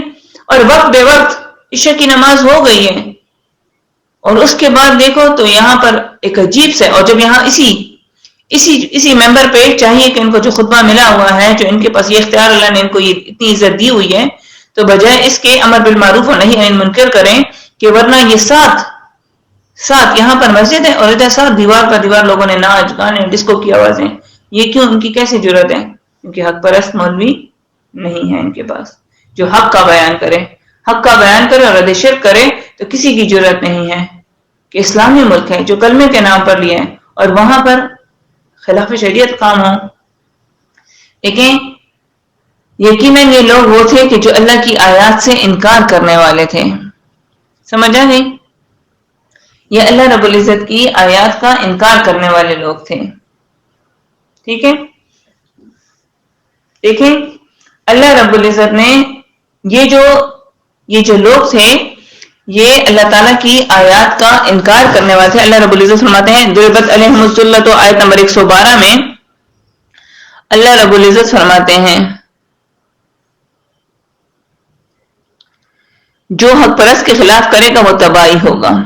اللہ رب العزت فرماتے ہیں ضربت علیہم الذلۃ، ان پر ماری گئی ذلت کی مہر، اللہ کا غصہ ہے یہاں۔ اینما ثقفوا، جہاں کہیں وہ پائے جائیں گے، الا بحبل من اللہ، مگر پکڑے رکھے ہو اللہ کی رسی کو، وحبل من الناس سے، اور پیغمبر کی رسی کو یعنی سنت رسول اللہ صلی اللہ علیہ وسلم کو، وباء بغضب، اور وہ گھیرے جائیں گے من اللہ، اللہ کے عذاب میں، وضربت علیہم المسکنہ، اور ان پر مہر الغریبی کی لگا دی جائے گی، ذالک بانہم، یہ اسی وجہ سے کہ کانوا یکفرون، کہ یہ کفر کرتے تھے اللہ کی آیات کا، بآیات اللہ ویقتلون الانبیاء، اور وہ قتل کرتے تھے انبیاء کو بغیر حق، بغیر کسی شرعی عذر کے، بغیر کسی شرعی جرم کے، ذالک بما عصوا وکانوا یعتدون، اور یہ اس وجہ سے کہ یہ لوگ اللہ کی نافرمانی کرنے والے تھے اور حد سے گزرنے والے تھے۔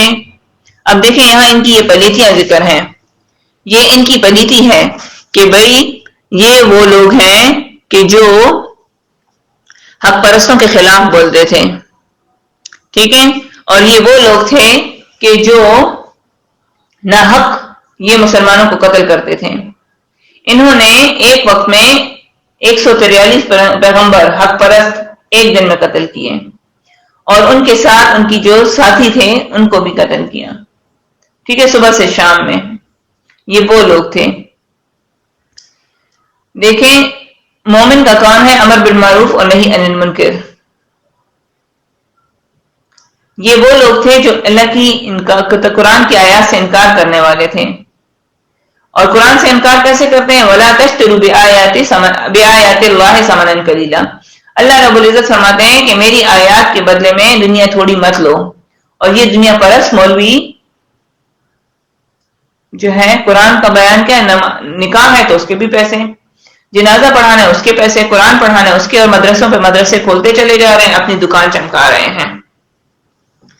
دیکھیں ابو ذر غفاری نے جب ایمان لائے تو فوراً اعلان کیا، تو مکہ کے کافروں نے مارنا شروع کر دیا، تو حضرت ابوبکر صدیق رضی اللہ عنہ آئے اور کہا کہ یہ تو غفار قبیلے کا ہے، مت مارو، ابھی اس کے قبیلے والے آ کر تمہیں تہس نہس کر دیں گے۔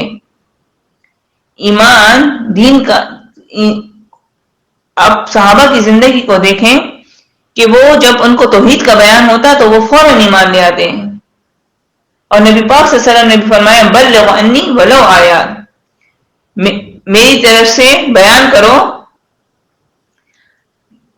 یہاں نبی پاک صلی اللہ علیہ وسلم نے فرمایا بلغ انی، بیان کر دو، ولو آیات، اگرچہ کہ ایک آیات کیوں نہ ہو، بیان کے ساتھ آپ کا دل جو ہے وہ مطمئن ہو جائے گا۔ دیکھیں معجزہ نبی پیغمبر کا ہے کہ وہ حق کا بیان کرتے ہیں، سمجھ آتے ہیں؟ یہ پیغمبروں کا معجزہ ہے کہ اللہ رب العزت نے ان کو قرآن دیا۔ دیکھیں پیغمبروں پر یہ فرض ہے کہ وہ اپنا معجزہ ظاہر کریں گے، اور کرامت جو ہے ولی کا حق ہے کہ وہ چھپائیں، پیغمبر ہمیشہ معجزہ اپنا بیان کریں گے، ٹھیک ہے۔ دیکھیں نبی پاک صلی اللہ علیہ وسلم نے فرمایا کہ پیغمبر سے معجزے کا مطالبہ نہ کرو، کیونکہ جس نے شعر اللہ پیغمبر کے معجزے کی عزت نہیں کی تو پھر وہ قوم تباہ ہو گئی۔ اب صالح علیہ السلام کی قوم کا حشر نہیں دیکھا کہ اونٹنی کا مطالبہ کیا، ٹھیک ہے نا، شعر اللہ، اور پھر اس کی بےزتی کی، تو کیسے اللہ نے تباہ و برباد کر دیا۔ اسی طرح دیکھیں قبرستان جو ہے وہ شعر اللہ میں سے ہیں، اس کی بےزتی مت کرو، مدرسہ شعر اللہ میں سے ہے، طالب علم شعر اللہ میں سے ہے، مسجد شعر اللہ میں سے ہے، دیکھیں کافروں نے نبی پاک صلی اللہ علیہ وسلم کی قتل کی تدبیریں کی تھیں، ہر پیغمبر کی قتل کی تدبیر ہوئی ہے، ٹھیک ہے نا، پیغمبروں کو کسی نے نہیں چھوڑا، عیسیٰ علیہ السلام کی قتل کی تدبیر ہوئی ہے، اللہ نے انہیں زندہ اٹھا لیا۔ دیکھیں میدان حشر آواز دے گا روزہ محشر کہ مجھ سے ڈرنے کی ضرورت نہیں ہے، میں صرف 3 لوگوں کے لیے ہوں۔ اللہ فرماتے ہیں حشر کھلا رہے گا ان 3 لوگوں کے لیے، ایک تو وہ جو مشرک ہے، ایک وہ ہے جس نے حق پرست کو قتل کیا، اور تیسرا وہ ہے کہ جس نے جو تصویر بنانے والا ہے۔ دیکھیں اللہ رب العزت قرآن میں فرماتے ہیں کہ نشے کی حالت میں نماز کے قریب نہ جاؤ، لا تقربوا الصلاۃ، ٹھیک ہے نا، نشے کی حالت میں گھر کی۔ دیکھیں اللہ رب، یہ سورہ بقرہ آیت نمبر 221 کے نیچے ہم نے پڑھا تھا، سورہ مائدہ میں بھی ہے آیت نمبر 91 میں، منع ہو جاؤ، آیا تم اب بھی منع نہیں ہوتے شراب سے؟ دیکھیں حدیث میں ہے نبی پاک صلی اللہ علیہ وسلم نے فرمایا جنہوں نے آخری وقت میں میری ایک سنت کو زندہ کیا تو اللہ اسے 100 شہیدوں کا ثواب دے گا، ٹھیک ہے نا، تو اسے 100 شہیدوں کا ثواب ملے گا۔ اللہ رب العزت سورہ نساء آیت نمبر 14 میں فرماتے ہیں کہ یہ لوگ جو حدود اللہ کراس کریں گے، انکار کیا جنہوں نے اللہ اور اس کے رسول کی حدود کو کراس کی، تو ان کا انجام عذاب النار ہے اور وہ ہمیشہ اس میں رہیں گے۔ اور یہ منافق کی، یہ خلاف کرنے والوں کی ایک نشانی ہے کہ یہ ہمیشہ اللہ کی حدود کو کراس کرتے ہیں، ٹھیک ہے۔ پھر آیت نمبر 113 114 میں اللہ رب العزت فرماتے ہیں لیسو سواء، نہیں ہے وہ سب برابر، من اہل الکتاب، اہل کتاب میں سے، امتن قائمتن، ایک جماعت ہے حق پر قائم، یتلونا وہ تلاوت کرتے ہیں، آیات اللہ اللہ کی آیاتیں، وہ بیان کرتے ہیں اللہ کی آیاتیں، انا اللیل رات کی گھڑیوں میں، وہم یسجدون اور وہ سجدہ کرتے ہیں، یؤمنون باللہ اور وہ ایمان لاتے ہیں اللہ کے ساتھ، والیوم الآخر اور آخرت کے دن پر، اور وہ ایمان لاتے ہیں اللہ پر اور آخرت کے دن پر، وَيَأْمُرُونَ بِالْمَعْرُوفِ اور وہ حکم کرتے ہیں اچھے کاموں کا، وَيَنْهَوْنَ عَنِ الْمُنْكَرِ اور روکتے ہیں برے کاموں سے، وَيَسَارِعُونَ اور وہ جلدی کرتے ہیں پھر خیرات بھلائیوں میں، وَأُولَئِكَ هُمُ الصَّالِحُونَ اور یہ لوگ صالحین میں سے ہیں۔ اب دیکھیں یہاں پر اچھے مولوی کی 10 خوبیاں بیان ہو رہی ہیں آیت نمبر 113 114 میں۔ 113 میں اللہ رب العزت فرماتے ہیں دیکھیں یہ 10 خوبیاں ہوں تو صحیح ملا ہے، اگر نہیں ہے تو وہ صحیح ملا نہیں ہے۔ دیکھیں خفا نہ ہو، ملا میں اور آپ بھی ہیں، جو دین کا کام کرتا ہے، جو دین کی خدمت کرتا ہے، جو دین کا علم سیکھتا ہے اور سکھاتا ہے اور بیان کرتا ہے اور عمل میں لاتا ہے، وہ سب مولوی ہیں، ٹھیک ہے نا۔ مولوی کسی کے باپ کی جائیداد نہیں ہے، علم کسی کے باپ کی جائیداد نہیں ہے کہ وہ صرف مولوی یا مولوی کا بیٹا ہی لے سکتا ہے، سمجھ آ گئی۔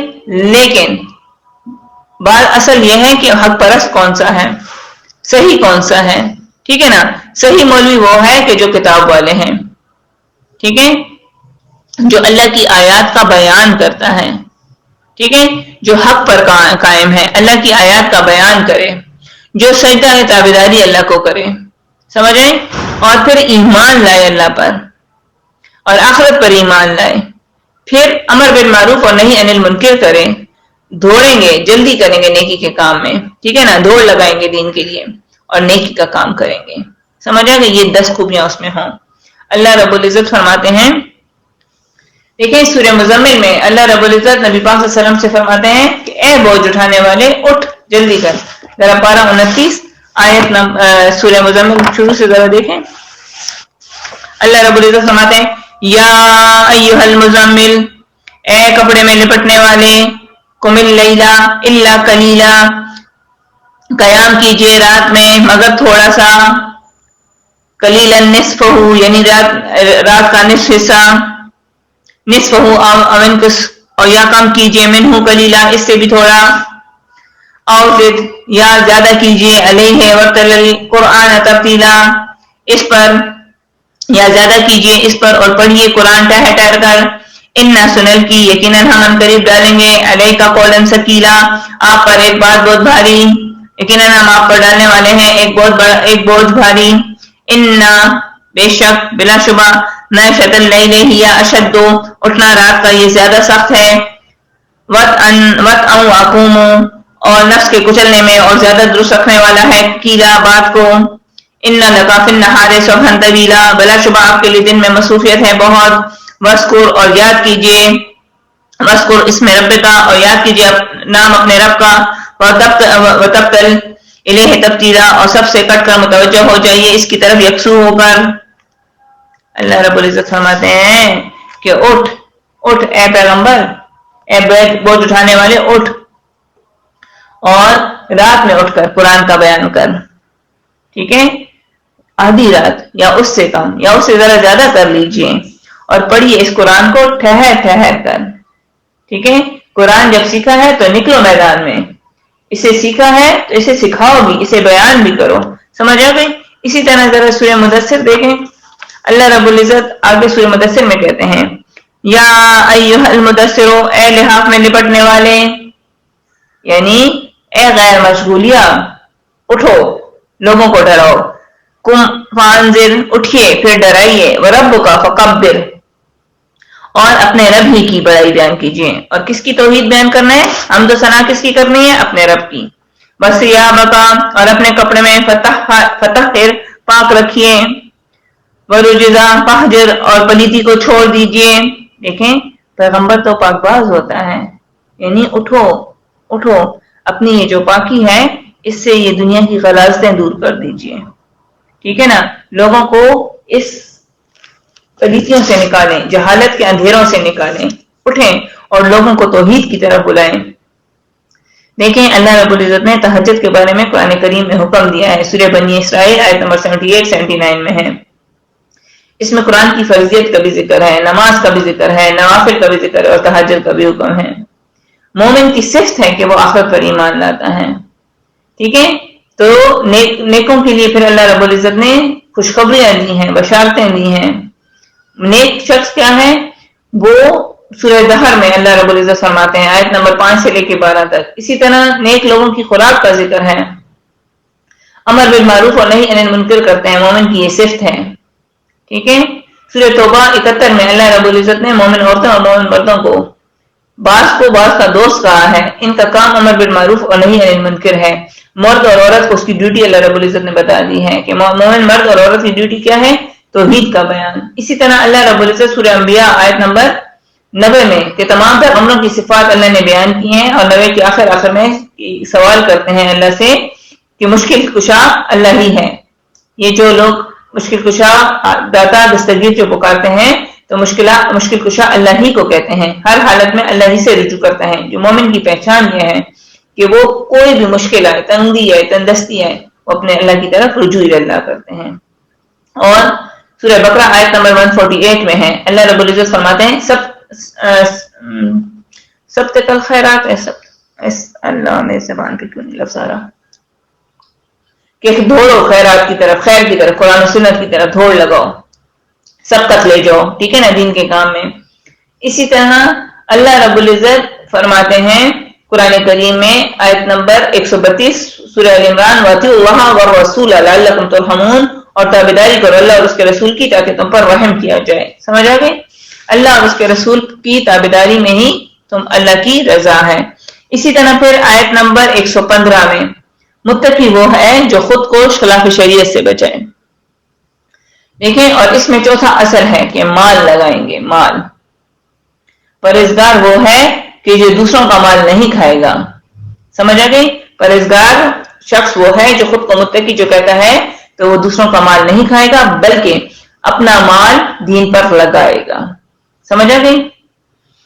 تو متقی وہ ہے جو خود کو خلاف شریعت، خلاف قرآن کاموں سے خود کو روکے گا اور اپنا کام، اپنا مال اللہ کی راہ میں لگائے گا.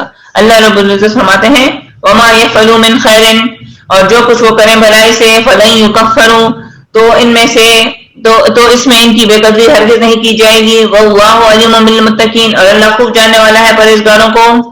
متقی پرہیزگار بننے کے لیے ضروری ہے اطیعوا اللہ واطیعوا الرسول. ٹھیک ہے، دیکھیں سورہ آل عمران آیت نمبر 16-17 میں عباد اللہ وہ ہے جو خود کو عاجز سمجھتے ہیں اور خود کو عذاب النار سے خود کو بچاتے ہیں. اللہ رب العزت بلکہ 16-17 نکال لیتے ہیں. سورہ آل عمران ہم نے ابھی پڑھا ہے، اور یہ مجھے قرآن کریم کی تو ہر آیات بہت محبوب ہے، لیکن کچھ آیاتیں بس ویسی بندے کے ہر وقت آگے آگے آنکھوں کے آگے آگے ہوتی ہیں. دیکھیں اللہ رب العزت فرماتے ہیں یہاں 16-17 میں الذین یقولون ربنا، وہ لوگ جو کہتے ہیں، اللہ کے نیک بندے مومن بندے جو کہتے ہیں ربنا اننا آمنا، اے ہمارے رب کہ ہم ایمان لائے اللہ پر، فاغفر لنا ذنوبنا، پس بخش دے ہم کو اور بچا لے ہم کو، وقنا عذاب النار، جہنم کی آگ سے. مومن کون ہے؟ جو جہنم کی آگ سے اللہ کے آگے عاجزی کرتا ہے اور جہنم کی آگ سے پناہ مانگتا ہے. الصابرین، جو مضبوط ہیں لوگ دین کے بیان میں، صابرین ہیں، دین کا بیان کرتے ہیں. ٹھیک ہے. والصادقین، اور سچے ہیں قرآن والے دین کے بیان میں، اور سچے ہیں قرآن کو بیان کرتے ہیں جیسے کہ اس کا حق ہے. والقانتین، اور عاجزی کرنے والے ہیں. والمنفقین، اور عاجز اپنے رب کے آگے. والمنفقین، اور خرچ کرتے ہیں اللہ کے دین پر، اپنا مال اللہ کی راہ میں خرچ کرتے ہیں. والمستغفرین، اور بخشش طلب کرتے ہیں. بالاسحار، سحری کے وقت میں. یہ مومن ہے. مومن جو اپنے آپ کو دعویٰ کرے نا کہ میں مسلمان ہوں، میں ایمان والا ہوں، تو ایمان والا بننے کے لیے مومن متقی بننا پڑتا ہے. اور مومن متقی کے لیے ضروری کیا ہے؟ خود کو صابرین کی صفت میں لائے، صادقین کی صفت میں لائے. ٹھیک ہے نا. قانتین کی صفت میں لے کر آئے، مستغفرین کی صفت میں لے کر آئے. اللہ سے بخشش مانگتے ہیں. اللہ بخشش جس کو دے دے تو اسے قرآن کا بیٹھنا نصیب کرتا ہے، پھر قرآن کا سیکھنا نصیب کرتا ہے، پھر اس کو ربط القلب یعنی اس کا دل مضبوط کر دیتا ہے. لوگ برا بھلا کہتے ہیں. آپ یقین کریں یہ جو آج جہاں یہ جو 16-17 سالوں کا میرا سفر ہے نا، گئی تھی پڑھنے کے لیے، گئی تھی یونیورسٹی سے ریگولر ماسٹرز کرنے کے لیے، اور اللہ رب العزت نے اتنے اچھے اساتذہ دے دیے، اور یہ 16-17 سال اللہ رب العزت نے زندگی کے ایسے خوبصورت بنا دیے. بے شک کہ جب قرآن کی طرف آئے تو بہت بہت بہت بہت لوگوں کو عجیب لگ رہا تھا کہ پتہ نہیں اس کا دماغ خراب ہے کہ کیا ہے کہ ریگولر کو چھوڑ کر، جاب کو چھوڑ کر، دنیا کو چھوڑ کر یہ پاگل ہو گئی ہے شاید. یہ اور ان دنوں طالبان کا بھی کے پی کے میں بہت دور تھا، اور خاص طور پر ان یونیورسٹیوں میں بھی ان کا بہت وہ تھا. خاص طور پر اس پشاور تو ٹارگٹ تھا. ان کا یہ خیال تھا کہ شاید مدرسے کی آڑ میں ہم سے بھی کوئی تنظیمی دہشت گرد بنایا جا رہا ہے، بس ہم بم باندھیں گے اور میدان جہاد میں کود پڑیں گے. ہم اتنے پاگل ان کو نظر آ رہے ہیں کہ ہم قرآن کریم تو خود ایسی دلیلیں دیتا ہے اور آپ کو حق کا مجاہد بناتا ہے، نہ حق کا نہیں. ٹھیک ہے نا. قرآن کریم پہ جب آپ سمجھ جاتے ہیں تو آپ دنیا کے وہ ایک کیا کہتے ہیں نمک اور مرچ بھی جب لیتے ہیں نا تو اس میں بھی سوچتے ہیں حلال اور حرام کو. آپ کہیں بیٹھتے ہیں کسی کے گھر کا کھانا بھی کھاتے ہیں تو آپ اس کے حلال اور حرام ہوتے ہیں. خفا مت ہوں، کسی کو نظر لگتا ہے یا کسی کو چھوٹا یا کسی کو اور خود کو کچھ بڑی چیز یا توپ چیز نہیں سمجھنا، لیکن آپ یقین کریں بہت کتنے سال میں نے شیشہ نہیں دیکھا، کیونکہ پلکنگ تھریڈنگ چھوڑنا آسان کام نہیں تھی. زیادہ تو کبھی کچھ کیا نہیں تھا. یہ بھی جب شادی نہ کرتے تو یہ گند بھی نہ ہوتا. ٹھیک ہے نا. یہ گند یہ عذاب بھی گلے اس لیے فٹ ہوا تھا اپر لپس اور پلکنگ کا. تو پلکنگ تو الحمدللہ چھوڑ دی. کوئی ویکسنگ کوئی چیز کوئی برابری نہیں. جو شادی کے لیے کیا تھا اس کے بعد تو کبھی میں نے تو یہ مینیکیئر پیڈیکیئر اور فیشل اور ماسک اور یہ ساری بلائیں کچھ چیزیں دیکھی بھی نہیں اس کے بعد. لیکن ایک پلکنگ مجبوری تھی جو شکل سے وہ لگتا تھا کہ اس کے بغیر انسان عجیب سا لگتا ہے. لیکن الحمدللہ قرآن کو بیٹھے تو پھر کسی شادی مادی کا سندیشہ آ جاتا تو میں بہانہ کر لیتی کہ یار میں تو کبھی پائے تو گئی نہیں، پلکنگ وغیرہ کرائی نہیں کیسے. تو حسد سے یہ بھی چیز بھی تھی کہ یار کیسی لگوں گی. پھر اس کے بعد اللہ کے خلاف تو جا نہیں سکتی تھی. پھر اس کے بعد یہ بھی لگا حلال حرام کا جب پتہ چلا کہ فلانی شادی میں کھانا. اور اب بھی بڑا مشکل ہے، گاؤں میں آ گئے ہیں بہت سی چیزوں کو نہ کرتے کرتے اتنے سال چھوڑا ہوا تھا 16-17 سال. لیکن ابھی کچھ چیزیں ایسی ہیں کہ جو لوگوں کو صرف قرآن کی نیت سے کہ وہ قرآن کے لیے آ جائیں برداشت کرنی پڑ رہی ہیں. تو لیکن اپنی طرف سے پوری کوشش ہے کہ خلاف سے اپنے آپ کو بچایا جائے، چاہے اس کے لیے لوگ پاگل کہیں، دیوانہ کہیں، مجنون کہیں، یا اور ہر کوئی جو مجھے جانتا ہے اس کو معلوم ہے کہ دل بھی بڑا ہے، دسترخوان بھی بڑا ہے اور دروازے بھی کھلے ہیں، لیکن خلاف نہیں جانا. کیوں نہیں جانا؟ کیونکہ اللہ کی کتاب نے اتنی سمجھ دے دی کیا صحیح ہے کیا غلط ہے. اس میں لوگ تمہیں کچھ بھی سمجھے، مغرور سمجھے، کسی کے نزدیک مغرور ہوں گے، لیکن کوئی متکبرین سمجھتا ہے، لیکن متکبرین کبھی قرآن والے ہو ہی نہیں سکتے. جن کو قرآن کی سمجھ آ جاتی وہ بہت عاجز ہو جاتے ہیں. سمجھ آ گئی؟ دیکھیں ابو بکر صدیق رضی اللہ عنہ نے جب ابو جہل کے منہ سے معراج کا واقعہ سنا تو فوراً یقین کیا. مومن تھے نا، مذاق اڑا رہے تھے مکے کے کافر معراج کے واقعے کو. اور ابو جہل نے نبی پاک صلی اللہ علیہ وسلم کے منہ سے معراج کا واقعہ سنا لیکن اپنے کفر کی وجہ سے انکار کیا. سمجھ آ گئی؟ تو دیکھیں اللہ رب العزت نے ہمیں قرآن کریم کا تحفہ دیا، لیکن ہم اس قرآن کو سیکھنا، سمجھنا، عمل کرنے کے لیے ٹائم نہیں ہے. اللہ رب العزت فرماتے ہیں، دیکھیں جب نبی پاک صلی اللہ علیہ وسلم معراج پر گئے نا تو اللہ رب العزت نے ان پر 50 نمازیں فرض کی. اور جب نبی پاک صلی اللہ علیہ وسلم واپس آئے، موسیٰ علیہ السلام راستے میں ملے، بولا جو اللہ رب العزت سے کہو کہ وہ کم کر دیں، آپ کی قوم اتنی نہیں پڑھ سکے گی. تو پھر ایک دفعہ 45 ہوئی. پھر موسیٰ علیہ السلام نے بھیجا کہ جاؤ یہ بھی بہت زیادہ ہے، تو 40 ہوئی. پھر موسیٰ علیہ السلام نے کہا کہ یا رسول اللہ صلی اللہ علیہ وسلم جائیں اللہ سے کہیں کہ وہ اس کو کم کریں، آپ کی قوم اتنا نہیں کر سکے گی. تو پھر 35 ہوئی، 35. پھر واپس بھیجا، پھر 30، پھر 25، پھر اسی طرح کرتے کرتے 5. پھر کہا کہ کم کرو موسیٰ علیہ السلام نے کہ کیونکہ تمہاری امت نہیں کر سکے گی. نبی پاک صلی اللہ علیہ وسلم نے فرمایا مجھے حیا آتی ہے، مجھے شرم آتی ہے. دیکھیں معراج پر تحفہ نبی پاک صلی اللہ علیہ وسلم کو اللہ رب العزت نے نماز کا دیا تھا، اور اللہ کے لیے تحفہ نبی پاک صلی اللہ علیہ وسلم عاجزی کا لے کر گئے تھے. عاجزی پلس اخلاص کی وجہ سے ان کا ذکر اوپر آسمانوں پر ہے. ٹھیک ہے نا؟ ابو بکر سے حضرت بلال رضی اللہ عنہ کے قصیدے اوپر جو ہے نا آسمانوں پر، کس وجہ سے؟ کیونکہ جب ان سے پوچھا گیا نبی پاک صلی اللہ علیہ وسلم نے اے بلال تم ایسا کیا عمل کرتے ہو؟ کہا 2 رکعت تحیۃ الوضو. ٹھیک ہے، تو دیکھیں ابو بکر رضی اللہ تعالیٰ عنہ نے عاجزی اختیار کی تھی. ٹھیک ہے نا؟ اللہ تعالیٰ کو ان کی عاجزی پسند تھی، حضرت بلال کی عاجزی پسند تھی. اللہ رب العزت نے جو ان کو چنا، دیکھیں ہر چیز اللہ کی راہ میں قربان کی حضرت ابو بکر صدیق نے، حضرت عمر رضی اللہ عنہ نے. دیکھیں فرشتے آئے اور پوچھا ابو بکر سے کہ یہ حالت کیوں؟ ابو بکر صدیق رضی اللہ عنہ بولے سب اللہ کی راہ میں قربان کیا. فرشتے نے کہا اللہ سلام کہتے ہیں اور کہتے ہیں کہ میں یہ مجھ سے راضی ہے یا نہیں؟ بولے ابو بکر رضی اللہ عنہ اور رونے لگے اور کہا میں اللہ سے راضی ہوں، اللہ مجھ سے راضی ہو جائے. تو صحابہ کے تو عجز کا یہ عالم تھا. اور آج پیسہ پیسہ پیسہ، ہر رشتہ پیسہ پیسہ پیسہ. دیکھیں بہترین پیسہ وہ ہے جو سواری پر خرچ کریں، بہترین پیسہ وہ ہے جو اپنے اہل و عیال پر خرچ کریں، اس کی پوچھ نہیں ہے. اور بہترین پیسہ وہ ہے جو اللہ کی راہ میں خرچ کیا جائے، اس کی پوچھ نہیں ہے. دیکھیں مرخ یہ جو صبح آپ اٹھتے ہیں نا سحر کے وقت جو اذان دیتا ہے، تو اس کا مطلب یہ ہے کہ اے غفلت میں پڑے لوگوں اٹھو اور نماز پڑھو. سمجھ آ گئی؟ غفلت سے بیدار کرتے ایک مرخ کو بھی اللہ کی توحید کا خیال ہے.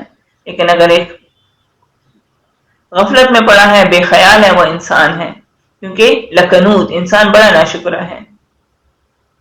ٹھیک ہے، سورہ مومنون آیت نمبر 1 سے 11 میں اللہ رب العزت فرماتے ہیں کہ یقیناً قد افلح المؤمنین. ذرا سورہ مومنون آیت نمبر 18 نکالیں. اللہ رب العزت فرماتے ہیں کہ یقیناً کامیاب ہو گیا مومن. کامیابی کس میں ہے؟ پھر کامیابی کا معیار اللہ رب العزت نے واضح کر دیا. قد افلح المؤمنون یقیناً فلاح پا گئے مومن، الذین هم فی صلاتهم خاشعون وہ لوگ کہ جو اپنی نمازوں میں عاجزی کرنے والے ہیں. عاجزی فلاح کا راستہ ہے. والذین هم عن اللغو معرضون اور وہ لوگ کے جو لغویات سے آراز پرتنے والے ہیں، منہ موڑنے والے ہیں. والذین هم للزکاۃ فاعلون اور وہ لوگ کے جو زکوٰۃ کو ادا کرنے والے ہیں، یعنی اپنے مال کو پاک کرتے ہیں. والذین هم لفروجهم حافظون اور وہ لوگ کے جو اپنی شرمگاہوں کی حفاظت کرنے والے ہیں، جو اپنی شرمگاہوں کا اپنی صحیح جگہوں پر استعمال کرتے ہیں، زناکاریاں نہیں کرتے پھرتے. ٹھیک ہے نا؟ اللہ رب العزت نے جو حدود مقرر کیے ہیں، جو حلال کے رشتے دیے ہیں، وہاں سے اپنی شہوتیں پوری کرتے ہیں. الا علی ازواجہم اپنی بیویوں سے، او ما ملکت یا جن کنیزوں کے وہ مالک ہیں، ایمانہم ان کے دائیں ہاتھ، فانہم تو بلا شبہ ان سے جنسی خواہش پوری کرنے میں وہ غیر الملومین نہیں ہے ملامت زدہ. فمن ابتغى پھر جو شخص تلاش کرے وراء ذلک فاولئک هم العادون تو تو سوائے اس کے تو یہی ہیں حد سے گزرنے والے جو اپنی بیویوں کو اپنی جو حلال کے رشتوں کو چھوڑ کر اپنی جنسی خواہش کہیں اور سے پوری کرتے ہیں، زناکاری کرتے ہیں، تو یہ حد سے گزرنے والے لوگ ہیں۔ والذین هم لاماناتہم، اور یہ وہ لوگ کہ جو اپنی امانتوں کی وعہدہم اور اپنے عہد کی راعون حفاظت کرنے والے ہیں۔ مومن وہ ہے کہ جو امانتوں کی بھی امانت دار بھی ہیں اور عہد کی وعدہ وفا کرنے والے بھی ہیں۔ والذین هم علی صلواتہم یحافظون، اور یہ وہ لوگ ہیں جو اپنی نمازوں پر حفاظت کرتے ہیں، یعنی ایسی نماز پڑھتے ہیں کہ جس کو وہ سمجھ کر ادا کرتے ہیں۔ جب وہ ایاک نعبد و ایاک نستعین کہتے ہیں تو وہ اس کو سمجھتے ہیں کہ اے اللہ میں خاص تیری ہی عبادت کرتا ہوں، تیرے علاوہ کسی اور کی عبادت نہیں کرتا۔ اے اللہ میں تجھی سے مدد طلب کرتا ہوں، کسی اور سے مدد طلب نہیں کرتا۔ اولئک هم الوارثون، تو یہی لوگ ہیں وارث۔ کس کے وارث؟ جنت کے۔ الذین یرثون الفردوس، اور وہ جو وارث ہوں گے فردوس کے، عرش بری جو جنت الفردوس کے، ہم فیہا خالدون، اور وہ اس میں ہمیشہ رہیں گے۔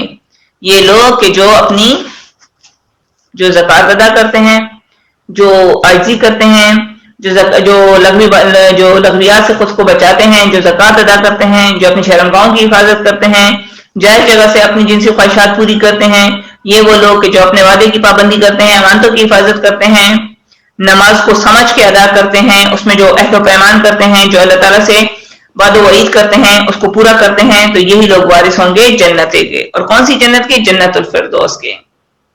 دیکھیں اسی لیے کہتے ہیں نبی پاک صلی اللہ علیہ وسلم نے فرمایا اللہ سے جب بھی مانگو جنت الفردوس مانگو۔ جنت الفردوس کیا ہے؟ دیدار الہی۔ دیکھیں مومن وہ ہے جو شرک و بدعت سے جان بچائے، جو دل کو پاک کرے، ٹھیک ہے نا؟ تو جب دل اور روح پاک ہوگی نا تو پھر اس کے جو اعمال ہیں وہ ڈائریکٹ کی قبولیت، ٹھیک ہے نا؟ آپ بہت نیک اعمال کرو لیکن آپ کا دل، آپ کا نیت صاف نہیں تو وہ کسی کام کے نہیں، وہ قبولیت نہیں بلکہ وہ آپ کے لیے نجات کا ذریعہ کبھی بھی آپ نہیں بن سکتے، ٹھیک ہے نا؟ اسی لیے ہر عمل کے لیے صدق کی بھی ضرورت ہے، ٹھیک ہے نا؟ صدقہ خیرات کرتے ہو لیکن اس میں دکھاوا ہے، مکر و فریب ہے تو وہ قبول نہیں، ٹھیک ہے نا؟ تو اللہ رب العزت ہمیں یہ جو تھوڑا سا 2 آیاتیں پھر بھی رہ گئیں، ہم نے آیت نمبر 117 تک سوچا تھا کہ کر لیں گے لیکن مشکل ہوا، آیت نمبر 115 تک ہی مکمل ہو چکا، 2 آیاتیں رہ گئیں، آج کے لیے اتنا کافی ہے، پھر یہ زیادہ ہو جائے گا تو پتہ نہیں آپ لوگ توجہ سے سنیں نہ سنیں، ٹھیک ہے؟ تو یا مقلب القلوب ثبت قلبی علی دینے کا ہم اللہ تعالیٰ سے ثبوت مانگتے ہیں، اللہ ہمارے دلوں کو ثابت قدم کرے، اللہ رب العزت ہمیں دین پر استقامت نصیب کرے۔ یا مقلب القلوب ثبت قلبی علی دینے کا، یا مصرف القلوب صرف قلبی علی طاعتک کا، اللہم صلی علی سیدنا محمد وعلی آل سیدنا محمد وبارک وسلم، وآخر الدعوانا الحمد للہ رب العالمین، سبحان ربک رب العزت عما یصفون وسلام علی المرسلین والحمد للہ رب العالمین۔ یا اللہ روز محشر قرآن کی شکایت سے اور نبی پاک صلی اللہ علیہ وسلم کی شکایت سے ہمیں محفوظ رکھ، آمین۔ وآخر الدعوانا الحمد للہ۔